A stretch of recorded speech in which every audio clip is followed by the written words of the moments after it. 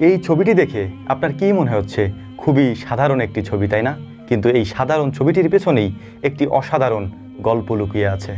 ছবিতে থাকা এই ব্যক্তি আফ্রিকার একজন নাগরিক। তিনি সৌদি আরবের মক্কা এসেছিলেন পবিত্র হজ পালন করার জন্যে। এসেই তিনি ছুটে গিয়েছিলেন মদিনাতুল মুনাওয়ারায়, যেখানে ঘুমিয়ে আছেন আকায়ে নামদার তাজেদারে মদিনা নবী মুহাম্মদুর রাসূলুল্লাহ সাল্লাল্লাহু আলাইহি ওয়াসাল্লাম। আফ্রিকান কালো এই ব্যক্তি ভেতরে ঢুকতে পারেননি, তার আগেই ওই সবুজ গম্বুজ দেখে দেওয়ালের সাথে মাথা ঠেকিয়ে দিয়ে তিনি কান্না করতেছিলেন। চোখ থেকে অনবরত পানি ঝরছিল। কি আবেগ, কি ভালোবাসা!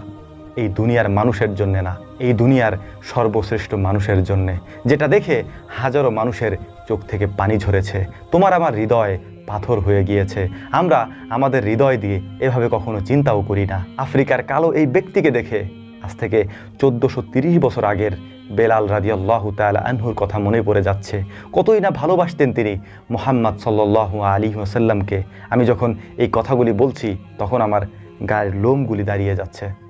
একটা জিনিস চিন্তা করছিলাম, এই ব্যক্তি যখন